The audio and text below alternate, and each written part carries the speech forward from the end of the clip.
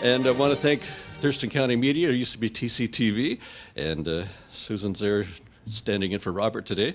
And these are recorded, and then you'll get to see them on YouTube. In fact, you can see our past talks on YouTube. You just type in onto the YouTube the Schmidt House History Talks will get you there, or Tumwater History also. And of course, you can go onto the City of Tumwater's website also and find those archived talks. And we encourage you to silence your devices. That's something we have to remember nowadays, because we make all kinds of noises when these ring. And so if you can put it on vibrate or just off or whatever, that's helpful. So I think that's what I needed to do. My name's Don Trosper, by the way, in case you wondered. I'm the Public History Manager for the Olympia Tumwater Foundation that sponsors these events along with the City of Tumwater. Last season on May 18th in our talks, we had a program that was presented by the city and South Puget Sound Community College about the plans for both the Old Brewhouse and the vision for a craft brewing, distilling, and cider center. And we packed out the house that day. Came close today, but not quite. But it's no surprise. Anything dealing with Olympia Brewing Company draws a lot of interest. It's the Water Advertising Art Show drew in, 1,800 visitors roughly over those 15 days. And so it was extremely popular. And our 8-minute video tour of the Old Brewhouse, we've had over 3,800 views on YouTube on that. So anything dealing with the brewery is very interesting to folks. And since that May 18th program, there's been some good progress made on both aspects of the vision that was presented back on May 18th. And so we thought it would be good to bring back a progress report for you. And it's good to see activity after all these many years of no activity. Things are happening, and it's good to see. So we're honored to bring you today 3 main speakers: John Doan, who's the City Administrator for Tumwater, and Ann Cook, Communications Manager for the city, and Valerie Sundby-Thorp, Dean Thorpe is with South Puget Sound Community College. And so all with the latest updates and plans that are still in progress. And so we want to start off by turning it over to John Doan of the City of Tumwater.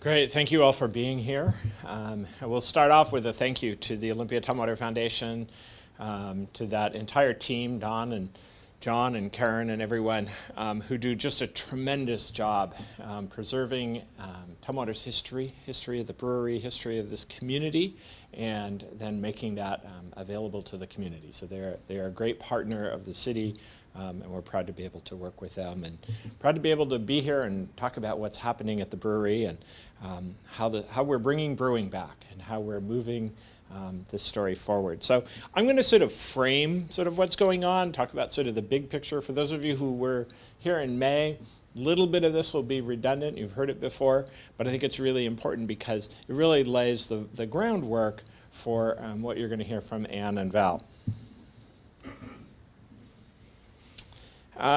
What's happening at the Brewhouse? This is a story about urban redevelopment. We'll talk a little bit about why this is happening. This is a story about a community college program, and it's a story about renovating, preserving, restoring the old historic brew house, certainly one of the great icons in Tumwater, in this entire community, and I'd argue even the state of Washington. So there's about 1 million square feet of what we'll call collectively old brewery buildings. Okay, some of those were the original buildings down around the estuary, what is now Capitol Lake. That's where the old brew tower is located. That's really the top left photo there. So a bunch of folks have never seen sort of the aerial image of what that looks like there. And even in that picture, you can almost see sort of the edge of where the ships came up. Again, when it was an estuary, the ships could actually come there and dock and unload and load and do those sorts of transactions. And then just there on the right, you see the old brew house that was built in 1906. Certainly there was some Olympia Brewery and Schmidt story prior to that. But in terms of the buildings that exist now, the story really starts in 1906 with that brew house tower. And I won't go into the whole history of Miller beer and Pabst and all that. I mean, everyone here probably knows that story better than I do.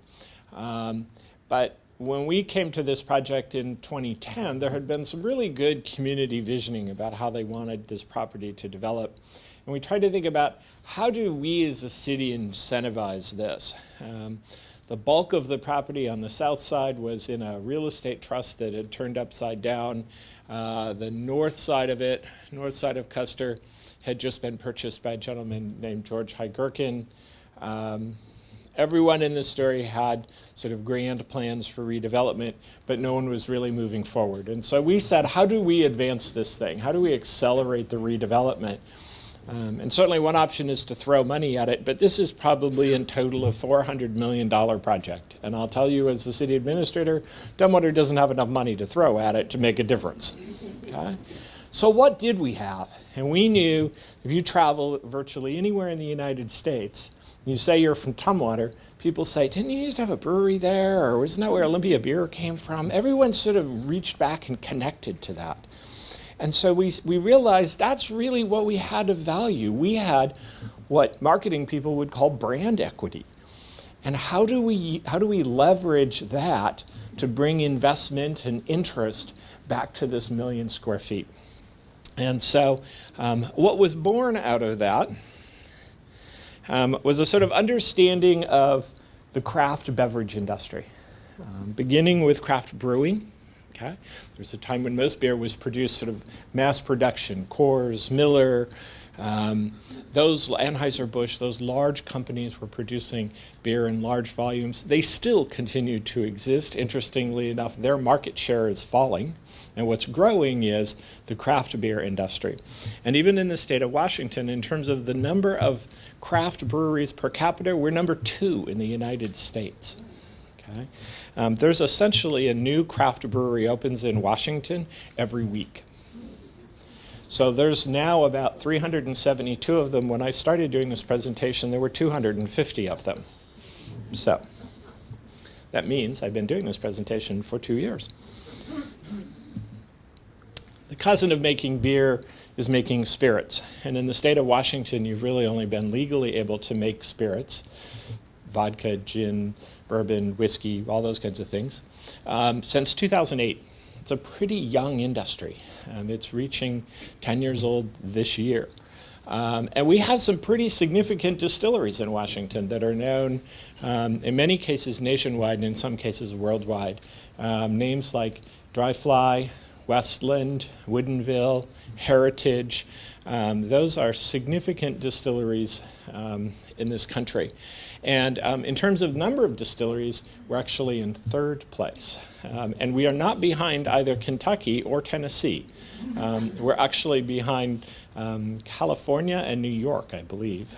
And again, we're talking about craft distilleries, not the very large, Jim Beam kinds of folks that you'd find in Kentucky. And the third one that sort of came to us through a feasibility study was cider making. And cider making, we are number 1 in terms of number of cider makers per capita in this state. The last time I looked, I saw a count, there were 57 hard cider makers. And again, an industry that's just growing phenomenally. And in fact, particularly on the West Coast, where the people of Washington, Oregon, and California drink 80% of the hard cider for the entire United States. That means A, we drink a lot of cider. And B, it means there's phenomenal growth potential in the rest of the country. And in fact, in a number of states, you can't even buy hard cider because there's not enough of it to get to those locations. Or the only one they get is a product called Angry Orchard, which is produced outside of Boston by the Sam Adams Beer Company. They produce about 50% of the hard cider for the entire country. And then they ship it to the West Coast. So we have those 3 industries making a phenomenal impact in the state of Washington. And we said, let's look at this model in Walla Walla. And if you're familiar with Walla Walla, the wine industry, for many, many years, 150 years, people thought of Walla Walla as the place where the penitentiary was. That's what was in Walla Walla when I was a kid. And at some point, they made sort of a shift. There had always been some wine growing going on there and I guess it's grape growing and winemaking going on there. And Walla Walla Community College realized that there was a need in the community to teach people how to work in these industries, not do the kind of research that Washington State University did and was known for, or UC Davis did, but hands-on working in a brewery, in a winery, or taking care of the grapes, which is important stuff to learn. So they created an innovation partnership zone, and the Walla Walla wine industry took off. So much so that I saw someone probably a year ago who said they'd been to Walla Walla. And I said, "Oh, did you see the prison?" And they said, "What prison?" So they were very much able to sort of change their image, change their brand. And so we said, that's a great model. How can we build on that? So don't worry about the details of this, but we essentially created this wheel that had inside of it some sort of major objectives. To talk about history, to talk about urban redevelopment, talk about the craft beverage industry, talk about agriculture, workforce, jobs, and economic development. And there were a slew of partners inside that story that could all be a part of making this happen. And as an example, when it comes to the history piece, a tremendous partner in telling the story of craft beverages is the Olympia Tumwater Foundation. And they're able to then partner with other folks. For example, 2 weeks ago, we had a grain conference here, people just talking about grain, okay? Now, that sounds boring, but they also talked about bread and pasta and all those other exciting things. And one of the things they did in this room was a historical tasting, where they paired stories about settlers and about early development with food and beverages. And we're able to sort of create that experience for people. So anyhow, that wheel sort of brings together a number of potential partners to create sort of a center of excellence.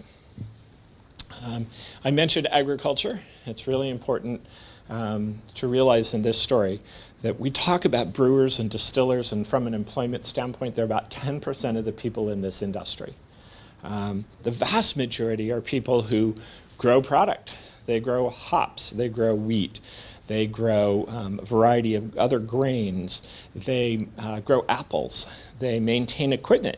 There's incredible food safety standards in the craft beverage industry. You know, we don't want to eat, we don't want to drink things that are about to go bad, so you have to follow all these rules. People who are brewers say if you don't like to clean things, you don't want to be a brewer.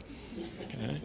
And then you have the whole business side of it, because brewers and distillers don't fail because of the brewer or the distiller. They fail because people don't have good business understanding or good business practices, so they don't have access to capital, they can't get to markets, they can't distribute, they don't hire the right people. So we need to make sure that any program that we develop is able to have connections across that supply chain. We also needed a place to convene. We needed something, we called it a center of excellence, a place really to think about in the state of Washington, if not the Pacific Northwest, and maybe the entire country, that when you think about craft brewing, craft distilling, and cider making, you think of Tumwater and Thurston County. Here's a long list of sort of examples of things that could be located in such a center of excellence. We think about Walla Walla and other places around the country where this happens. And we have two places on the ground. This is sort of an update from last time. We have an area in Tumwater called the Warehouse District. This is sort of over by the airport, 79th and River Road, right off of Highway 99. We have two young breweries out there, Matchless Brewing and Triceratops. These are new, small industrial buildings, fairly inexpensive for people to get into, so it's very much geared towards sort of startup and young businesses. Soon there'll be a company there called Tart Cider. Anybody familiar with this area at all? A few folks. You know, if you like beer, want to give those a try. Those are both startup breweries. One literally graduated from their garage where they had been making beer. The other one is a spinoff of Three Magnets in downtown Olympia. There's a place out there called the Eight Arms Bakery, which does some tremendous, I see nods here from folks. They do great bakery products. They also do a lot of gluten-free product. And I'll make a pitch for Christmas cookies that almost look like they're homemade. And I had to tell people, no, I didn't make them. They came from a bakery. So that's one area where we're trying to sort of concentrate these types of uses. The other one is one you've heard about, the Craft District. So this is located on some old brewery property, right by where the road goes down to the golf course and to the Valley Athletic Club. You've seen them clear that property, and they are finishing up the permit process right now for a large facility, have a mix of brewers, cider makers, some restaurants, and to the extent I can announce two of the tenants. One is the Heritage Distilling Company, which is one of those landmark distilling companies in the state of Washington. A lot of folks know, there's two things they're known for right now. One is all the 12 of vodka and whiskey. They work with the Seahawks to market that. Or brown sugar bourbon, which has been phenomenally successful. And they're in a partnership with South Puget Sound Community College. And we'll turn this over to Valerie here in just a second to talk about an education program. And they will be co-located with Heritage and create a unique opportunity for an industry-based program. People will be able to see folks, work with folks who are really in the industry. You don't just watch the video or read the book. You actually go out and do this kind of work. And that's sort of on the bottom, sort of a little sketch. So you're getting a little preview of what one of the buildings will look like there. So I think, yes. Is this why I turn it over to you? Okay. So I'm going to turn it over to Val Sundby-Thorp.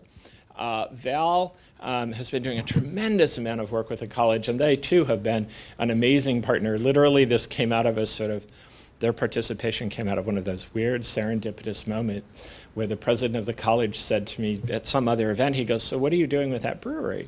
And I said, "Well, you know, we're looking at trying to do some sort of a center of excellence, education program, whatever there." And he goes, "Oh, I'd be very interested in that. You know, my family is actually a distilling family from Arkansas. And so this would be very fascinating." And from there, an incredible partnership was born. And they have been amazing in terms of the amount of work and dedication. This is no easy project. There's really nothing like this in the country that combines these three types of beverages into one associate's program. So I'm going to stop talking or else Valerie won't need to get up here. So with that. Thanks, John. Well, thanks so much for having me here today. As John mentioned, my name is Val Sundby-Thorp, and I am the Dean for Social Science and Business at South Puget Sound Community College. And that may seem like an odd place for a program like craft brewing and distilling to be situated within social science and business, but to kind of build on some of the things John said early on, we really see the infusion of business curriculum into this program is going to be critical for students to be successful. So I'll talk a little bit about kind of what our curriculum looks like and where we're headed. You know, one of the other things John said is, you know, this is an update from a vision that was last May. For us, this has been a vision for several years and is really now coming to fruition. We've done a lot of work, and for us it was very, very important to ensure that we're super industry connected in this program. So for the first year that I worked on this, I've been working on this project pretty solidly for about 2.5 years now. And that first year was just meeting with distillers and cider makers and brewers from around the state and from around the country to really understand a couple of things. One, what do they need? If you're hiring people, what do you need? What skills do you need them to have? And then two, what are the gaps in education? So where are your people getting education already? What are the gaps that you're seeing when they come to work? And as John mentioned, we are at this leading industry in all three of these areas. And what that says to the college is that there's a need for skilled workers. So when you want to build a new business, one of the things that you need is the ability to hire labor that's going to be able to kind of step in and move your business forward. So that's really been the lens that we've looked at this with. We've certainly infused pieces of the fermentation and chemistry and things like that that students need to know, but always pulling it back to say what is the most appropriate thing to be building to support growth of industry in our area. So it's we're looking at all three areas of brewing, distilling, and cider making. And what we've developed is a 2-year full associate's degree program. What that means is that in the first year, year and a half, roughly about 4 quarters, students really take what we've talked about as the core curriculum. Oh, sorry, John might be a smidgen taller than I am. So a core curriculum where students really have, what are those things that cross all the industries? So the legal issues, all of the permitting issues, the things around safety and sanitation. We've heard over and over and over that same thing that John mentioned, which is if you don't like to clean, this is not your industry, which as a consumer makes me really happy. The beverage chemistry, so there's a fair amount of kind of how do you grow yeast and how do you make it do the things it needs to do in the fermentation process to make a great product on the other end. All of the equipment that goes into this. And then we've built a business track. So a business track that runs through the duration of the program where students will really start to understand how do you build a business plan? How do you make sure you can be profitable? How do you understand basics of management, accounting, marketing, all of those things?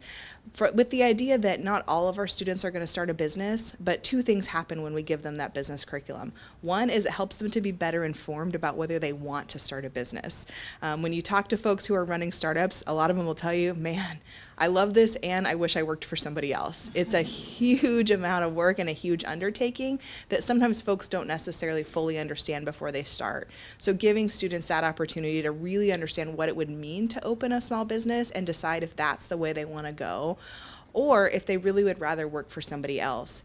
And by having this business core, so many startups have 3, 4, 5 employees, which means everybody is wearing 12 different hats. And so by producing employees that both understand the actual operational side of the how do you brew, how do you distill, as well as more of the marketing and business side, they become really, really valuable for their employers because they can kind of know both of those sides of things. So then there's an opportunity for students to specialize. So once they get through that core curriculum where they have kind of the overarching view of the whole industry, then they can specialize whether they're most interested in learning about brewing, distilling, or cider making. And that's where they'll get really in depth and start to learn about how they develop flavors and recipes, how they troubleshoot and fine tune what's going well, what's not going well. And all of those things that are more specific to those particular industries. We are close to hiring a director for this program. And then from there, that director will really work. One of the things we're very committed to is bringing current industry professionals in to teach in this program. So with professional technical programs like this, you can run a risk of folks that get disconnected from industry. And for us, we're just very, very committed to saying, like, we know this guy who is the best person around fermentation right now in the industry. Let's get him here to teach our students. Another, I think, thing that I would point out about our curriculum is learning from the Walla Walla model, is we want to be a destination for this education. So we've traveled all over and really have learned that there isn't a place where these three things exist together in a full degree program, especially not a degree program that is really focused on getting people ready to go to work in the industry. And so we want to be able to market that broadly and offer that service and that education to folks, not just from here in Olympia or even just from Washington, but nationally. And so that means we've built a flexible curriculum model where students will do a fair amount of their kind of theory and prep work via our online learning environment. South Puget Sound has roughly 25% of our enrollment happens through online learning, so it's something we do well. And we think we've got a good model for how to make online learning successful. So students will get that theory part through online, and then will come here for intensive blocks of time.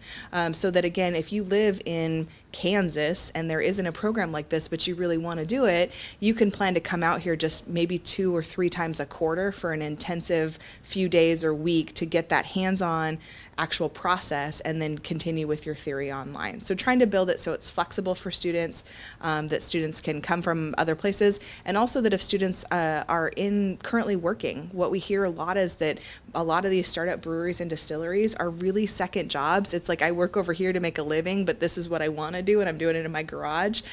So to be able to serve those folks as well and say, you can get this education and go through this program while you still have a full-time job. So we really are, perhaps one of the things I'm most excited about is that we're building a state-of-the-art learning facility. So this is a facility that doesn't exist anywhere. So this is just a rendering of it. It is on that craft district site that John showed a picture of. We are partnered in the same building with Heritage Distilling, which is very exciting for us. It means that our half of the building will have fully equipped classrooms, some really kind of state-of-the-art science labs. We'll have some small production space so that students are able to test out small batch recipes and practice and learn in something that is going to produce a gallon of something, not 500 gallons, and really start to understand the process in that way. And then they'll have the opportunity within the building and on the site to work with our partners who are doing this in larger batches. So in our building, that's Heritage. We know there's a brewery and a cidery that we think are both going to be on the site that we're really excited to partner with. So again, our students have that opportunity to go and see what this looks like in full production and to get kind of an internship experience right on site that's really, really exciting for us. So whenever we think about building a program, we always think kind of design from the end in mind. So for us, what are our students going to do when they leave here? And that really led to a program that supports 3 major employment tracks for students. So one is entrepreneurship, right? So they can learn the skills through our program so they'd be ready to either open a new business or to expand an existing business. They can go into actually becoming a brewer or a distiller or a cider maker. They can work their way up and have those skills to actually be the ones making the product, designing the flavors, picking new recipes, all those types of things.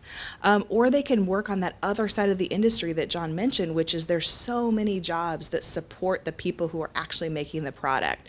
So that's things in supply chain, that's things in maintenance, that's other parts of production, that's procurement, that's sales, that's all those other things that are part of the industry. And we really feel like we've built a curriculum that supports students to be able to pick out like what's my passion. They're going to get exposed to a lot of these different things and then be able to decide that is what I want to do in the industry. This is what fits for me and this is my passion. So next steps, as I mentioned, we are on the cusp of hiring a new director, which is very, very exciting. This has been a part of a lot of people's jobs for a long time, and we'll all continue to be involved, but the college is very excited to have somebody coming on whose full-time job will be to kind of put the final pieces in place related to kind of finalizing curriculum, finding faculty, all those things. We're working on marketing the program, so we'll have our admissions rolling out here in May, and we'll try to have all of our students admitted by August for a fall start. And then we'll finalize the building plans and get all of our equipment bought and installed and whatnot. Right now we're looking and fingers crossed for a January 2019 opening of our new building. So that's a really exciting time for us, and I think that's kind of the program summary. So I think I'll turn it over to Anne, who's going to talk about the Brewhouse. I do have a question. Oh, sure. The water that you use, is it the water that's around here for your crafting of stuff? So John, do you know what the water is on the craft site? Actually, that's not a question I do. So most of the city's water supply comes from about 8 different wells sort of around the city, some of which are located right, where the brewery actually used them. There has been some interest in actually taking specifically the artesian water that came from the brewery and being able to use it in one of these facilities. So we have a system for how to do that. The distiller isn't particularly interested in that, but the brewers may be, or even a future brewer. But certainly, how do we do that, and can we come up with a system where people can directly take the water that the Olympia Brewery used and put it into the brewing system? Yeah, we know how to do that. We just have to have somebody who wants to do that. Thanks. Tap dancing. My magnetic personality No. just shut it down. What would a presentation be without a technical difficulty and someone scurrying around clicking, right? So that was my role, and thank you for coming. So most of you probably grew up around here, worked here, moved here at some point. Well, I'm a little bit new here. So my role was to come and help the city with the Brewhouse project. And I'm going to walk you through what I've done since June. First thing I observed about Tumwater is the tower is a really iconic structure. It's recognizable. You see the architecture repeated all over town. And it gives you a sense of place. This makes Tumwater unique. And then I started meeting people, and what I found out is everybody has a story. And their stories are about the brewery. And, you know, maybe their father worked there.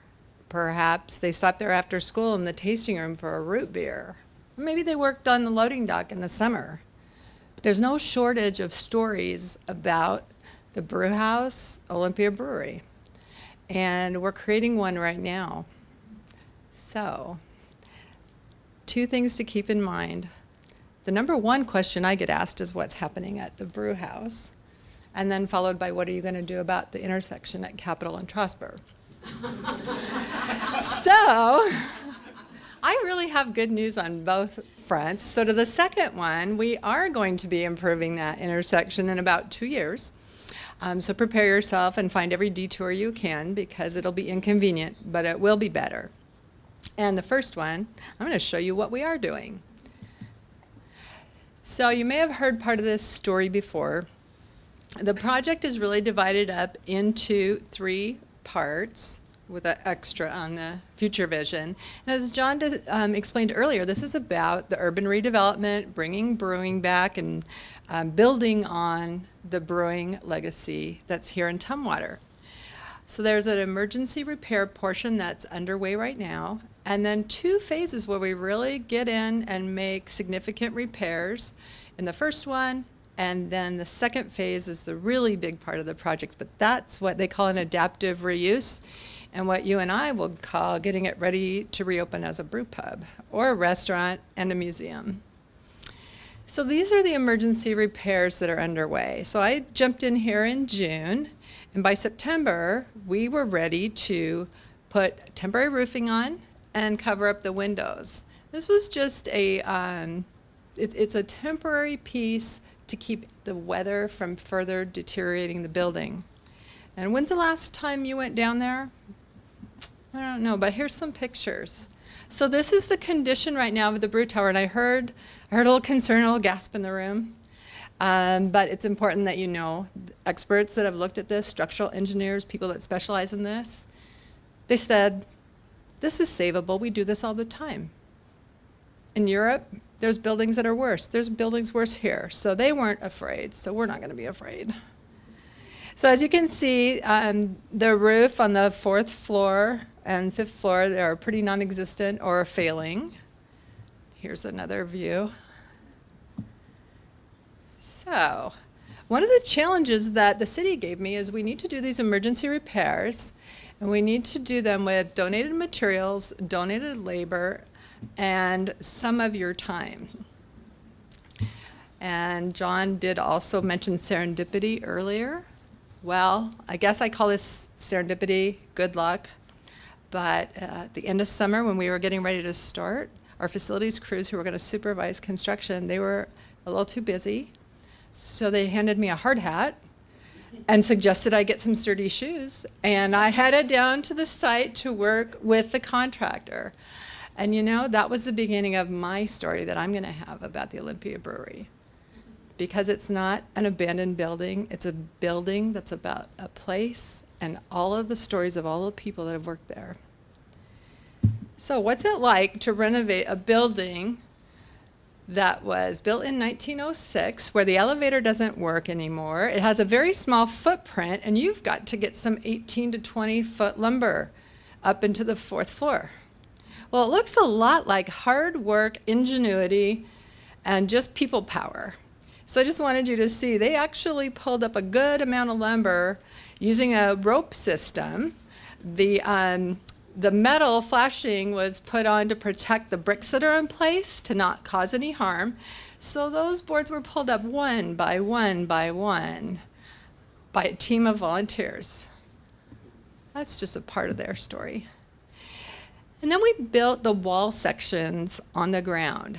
So because of the decaying brick at the top of the walls on the 4th and 5th floor, we couldn't just put a roof on top. We needed to build some support structures to hold that temporary roof. So inside the brick walls, we're going to place these wood walls. But we couldn't carry that much lumber upstairs. So they were built in place. How do you think we're going to get them up to the 5th floor? Well, we found some friends that happened to own a crane. And so each section was lifted using a crane. And you can see the remnants of the 5th floor just along the fence there. We did tear off a little bit of remaining roof. And that's the view from the brewery warehouse of the wall section going in on the 4th floor. And you can see the one that's already in behind it. Yeah, this is why I don't. There we go. And this is what they look like inside. They're braced for support until they can get in and really anchor them. And if you look right up here, oh, you can't see. So if you look along the top on the right picture, you can see where that roof line, the wall line is, bricks have fallen apart, fallen off. There's a lot of masonry repair in the future, but we've saved every brick that's salvageable, and we pulled a few loose ones off, and they're all stacked and sorted. So how did we get this far? I want to stop just for a minute and talk about some of the volunteers. So I think a couple people might recognize this gentleman in the middle. That's Paul Knight. Paul was a brewer at the Olympia Brewery, a master brewer who retired. And I don't mind giving away his age because he's 82. He's been on that job site every day since September. He has carried scaffolding upstairs. He's worked alongside the rest of the volunteer crew, and I'm impressed. His heart is in it, and as he's working, he continues to tell the story of his career at Olympia Brewery. So these are all of the folks that decided that this place is important. I talked before about this place, and we were able to have our materials donated, construction equipment, roofing trusses fabricated, volunteer carpenters from the Old Brewhouse Foundation, and then retired master carpenters. And they did something that no one's done in 100 years at the Brew Tower.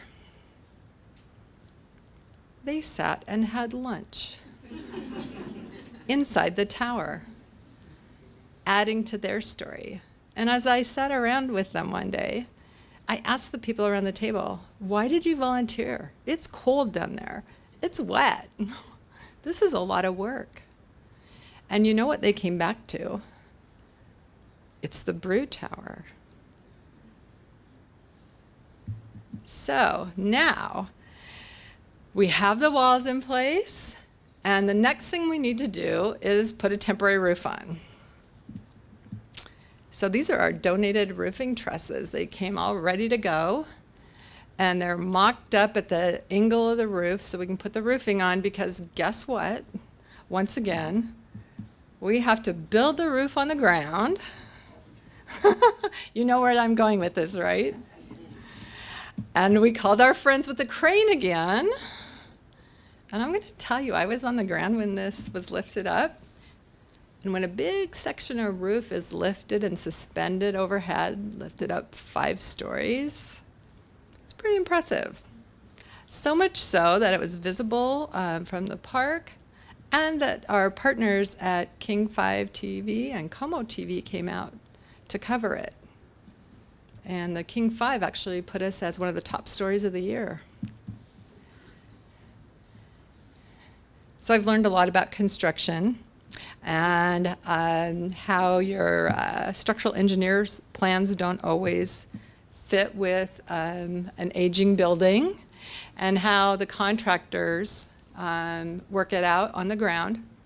And then I learned about the fly team. So the fly team are special construction workers, and here they are, and they work with overhead work. So when the crane comes in, the team that is going to accept the roof section or the wall section are specialized carpenters called the fly team. And that is from across the way. So people could view us from lots of different vantage points that day.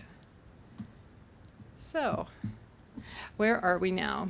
We are about 90% dry with that roof in place.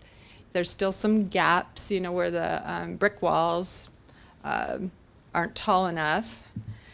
And it's a little bit dark in there now. And you can see the gap there along the back. So what's the plan for that? Well, I don't know if you can tell, but this is one of our volunteers, and there's about 2 feet between that support wall and the brick wall. And that's intentional because in our next phase, those bricks that are missing up there and the loose bricks, people are going to be able to work in that 2-foot space, and we'll have masons come in, repoint the bricks, repair the missing bricks, and oh look, so we have a double slide because we had to start over. It's fine. So next steps. We now have $500,000, a little over $500,000 in hand with the passage of the capital budget, and it's a Heritage Capital Projects grant. So it will fund about 1/3 of phase 1, which will put a permanent roof on, fix the masonry, some ventilation, seismic retrofitting, so just, you know, the real structural pieces. That's a match grant from the state, which means that I did a great job working with our community partners who wanted to invest in this with donations and materials. Now we're going to need to go out on a capital campaign. We need to come up with $100,000 or $1 million, there's one more zero, in order to receive the grant. And then the next phase is really that full renovation again. Yes? Do you get credit for donated materials and donated labor in that match? Thanks for asking. Yes, there are allowances for the value of the donated materials, the labor, so that's all being counted right now. This is an important part of it. And one of the things that we learned is that the community will support this. You know, it was kind of testing the water. Is there the capacity and the wherewithal in the community to support a project like this? Or do people are they just asking us what we're doing, or do they really want to help? And what we found out is that this place matters, it's important, and people want to be involved because it's the brewery, because of their story.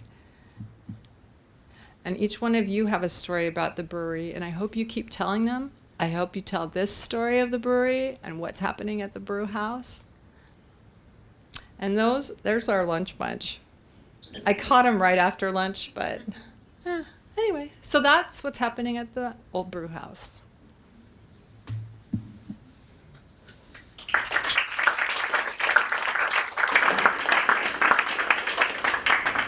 So I guess amongst the three of us, we'll entertain sure. whatever Yes. questions you have. Questions and answers.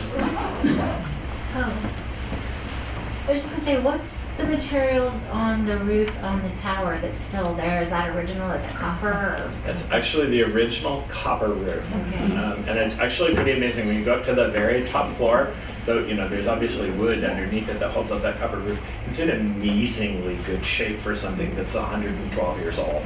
I mean, it's just- Yes. yeah, I wish they'd done the whole thing in copper. Yeah. No kidding, you know. Good question. Can anybody go down there? Oh, that's a good question as well. Prior to my arrival, they stopped doing tours. It is a hard hat site. Lots of bricks are still kind of falling off. So from time to time, we do some limited tours, but we're not open to the public. And then you get to dress like me. You get to wear work boots with your dress and a hard hat. And can anybody volunteer? If you have skills and you want to contribute, We'll find something. exactly. Other questions? Is there a lead organization that's sort of coordinating all of this? You have many partners, but is it the city of Tumwater that's going to manage all of the funds and all of that? For just the tower restoration? Yeah. Yeah, really just the city, and again, the Olympia Tumwater Foundation is a partner. We'll probably work with the Community Foundation, South Puget Sound, and there's a small group called the Old Brewhouse Foundation, which is many of the volunteers that you see there are the Old Brewhouse Foundation. But yeah, Ann and the city are pretty much the conveners of the whole thing. It's a team effort. It's really easy to get people to want to join in. It is. Jeff. So can you outline kind of the next steps to get to the restaurant, the museum?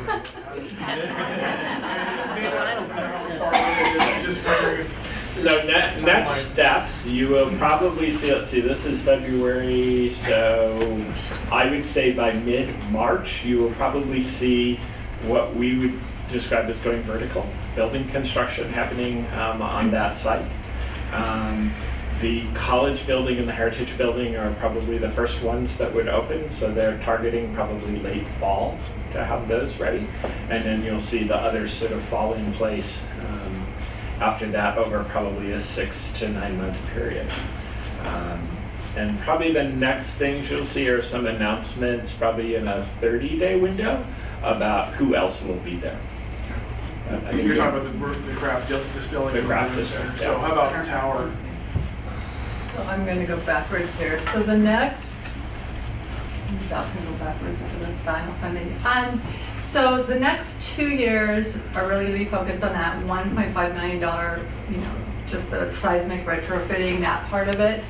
And as we go out for a small capital campaign, that'll be really targeted at major donors, because the next fundraising piece for phase 2 is significant. It's $4.5 million.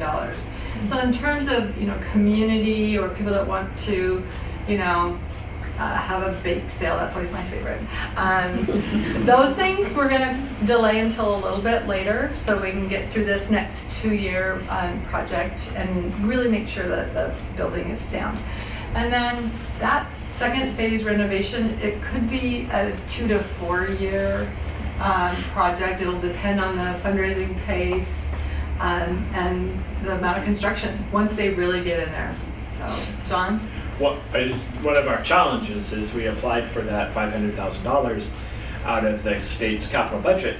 And normally we would have a capital budget by July 1, and we would have had it by July 1 of last year, so we would have 2 years to fundraise the $1 million and do the construction.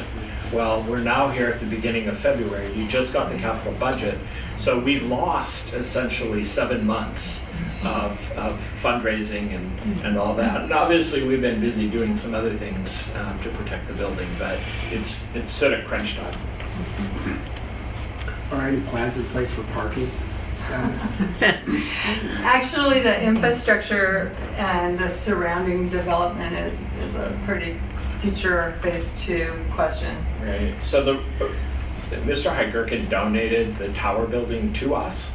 So the city owns that. We own some land sort of around it, so we can do this work on our property, and we have easements and all that kind of stuff. He continues to own the rest of it. The historic buildings down in the valley, in addition to the RS&T Cellars building that's out here. We've gone through a process with him through environmental permitting that's sort of laid out a framework and what environmental mitigation would look like, access, all those kinds of things for the redevelopment of that property around a pretty wide range menu of uses. Restaurant, retail, brewers, distillers, meeting space, hotel, all those kinds of things. With that is how do we deal with parking? Because ironically, when the brewery was operating, most of the people who worked there, lived within a 15-minute walk. Parking wasn't a big issue. Okay, so now you start to talk about a use that would draw 600 or 700 vehicles at any one time. There's nowhere to park them. Okay, and so the plan really laid out a framework of sort of right below the Schmidt House in the sort of ravine between here and the historic buildings, essentially a parking garage that's sort of nested into the hill. And you'd actually access it from up here and go into the garage and park. And then you could, as pedestrians, go out and come back into the garage and drive away. And that's really what has to happen. You know, people aren't going to shuttle to an event, to an experience like that. They need to have pretty close parking. And you say that's included in that $4.5 million? That is not in the $4.5 million. That's far. That's what I was thinking was getting. That's Mr. High-Gherkin's project.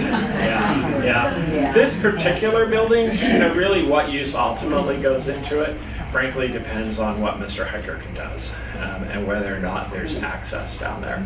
Clearly, if that's an active, vibrant marketplace, all those, some of those other uses going on down there, there's a different list of things that can happen there than if the only access is, via a trail. But it's still, we believe strongly it can be open to the public and can have history displays or something like that. It is, as Ann said, it's not a very big space. The total on all 6 floors is 12,000 square feet. So you're talking about 2,000 square feet per floor. So it's not, again, it's not a whole lot of room. It's part of the reason why it got donated to us. It's very expensive to redevelop on this per square foot basis. Because again, it's tall little spaces. Other questions? I thought at one time they discussed having a trolley going between the farmers market and the building. Is that possible? That has certainly been mentioned. Port Commissioner George Barner, that was a popular thing. He talked about that a lot. And maybe that's a possibility at some point. Our response to that proposal always was, we need to redevelop this end of the tracks, and then we can have a conversation about how do we connect those. Frankly, it wouldn't be that difficult. I mean, the tracks are in good shape and you could do something like that. We just need to make sure at this end we have something that people want to go to. The future parks extension of the trail and a pedestrian bridge that would allow access regardless of the surrounding development, that is still definitely on the table for the city. And it's a beautiful walk down there. You can hear the falls, it's gorgeous. It's a climb back out, but so the potential even, for different use with pedestrian access that's really feasible. So where's the access to get like the cranes down and whatever trucks and equipment that you need? Oh, that was fun. There's a very narrow, maybe a 1-lane road that goes down to the bridge tower, and there's an overhead power line, so we had to practice bringing the crane down to see if it could make it, and it did. So it was Is it down by the law firm? Yes. Okay. Yeah, when she says maybe 1 lane, that she doesn't mean like maybe it's 2. She means maybe it's as much as 1 lane, where it's only half a lane. Yes, so they made it. I just wanted to highlight, and then we'll get your question there in the back. For those of you who are sitting there and going, oh wow, that's a 2-year program, I'd love to learn more about brewing and distilling, but I don't want to do a 2-year program. The college has for probably 2 years been doing some sort of recreational type and small business type classes. Yeah, that's a great point, John. So through our corporate and continuing ed, which is our non-credit, non-degree arm of our college, which really provides both just kind of community engagement for folks that just want to go and learn more about a particular topic, as well as professional development for folks that are already in industry, has been doing a variety of different things. So they've done some things around tasting and pairing, and have worked with our local distillers and brewers, as well as some of our local restaurants on that.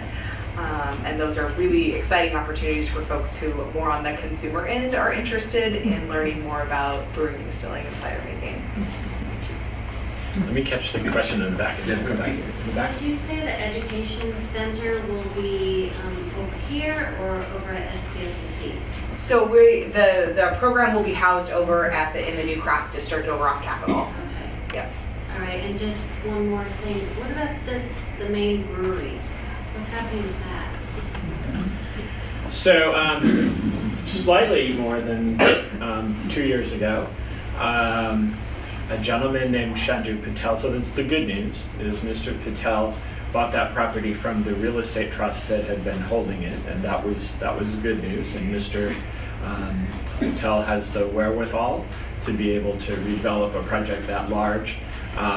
He has a lot of things going on in his world, so they've spent pretty much the past 2 years just sort of thinking about what could be there and how could they make things happen. He's a hotel developer down in California, owns a bunch of hotels, owns a lot of hotels in India and Europe.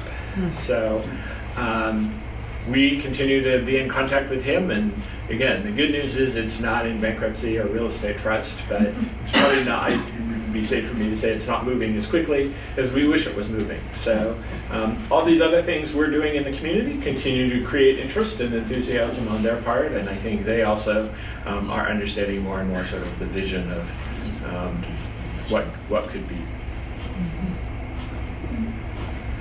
Great. And you'll be able to stay a little bit later for... Let me get one more question. Let's do that. Okay, there's going to be an awful lot of donations, a lot of volunteers throughout the course of this.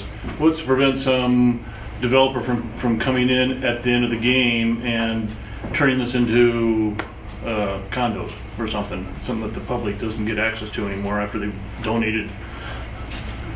So that's why, in part of what Mr. Hygurkin gave us, in addition to the tower, was a trail easement that goes all the way through the property.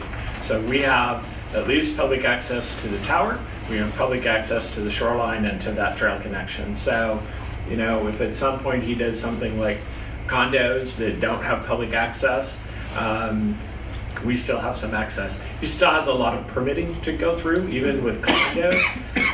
You have to go through the shoreline program, which requires some component of public access. More likely, I mean, it could have a condo component to it. In all likelihood, the value of that site is about inviting the public to it and having it be things like restaurant, museum, hotel, the kinds of things where people would want to have the public invited to it. So it'd be highly unlikely it would be developed by someone or something that would just shut the public out. All right. Thank you so much for coming, and thanks for making the update and the progress report here. In 2 weeks, you know, we were going off mic here towards the end. We're going to be off mic next time too, in 2 weeks, because we're going to pull down the old the old screen that we used to use here. It won't be an LED projector in PowerPoint. What we have is a man named John Potter from Tacoma, and he has an original image projector called the Magic Lantern from back before the 1930s. And so he's going to be showing how that worked, and he's going to show some slides between 1900 and 1930. They're historic slides, and he's going to be kind of centered in, the projector will be out in the middle here, going up to that screen, and he'll just have a lavalier mic for TCTV, but not a PA microphone. So we'll have a different kind of arrangement next time. So we may have to limit the seating a little bit more than we normally do, but it's going to be a very interesting program, and I think you'll enjoy that. So that's 2 weeks from now, the Shadow Box Magic Lantern Slideshow. So keep onto our website, olytumfoundation.org, and our Facebook and all those kind of things, and we'll keep you updated, and we always are welcome to have you email me, and we can send you flyers and different things that are going on. So again, thank you for making this program so well received, and we'll just miss you now, and feel free to have some more cookies and coffee and visit with our city folks. Thank you.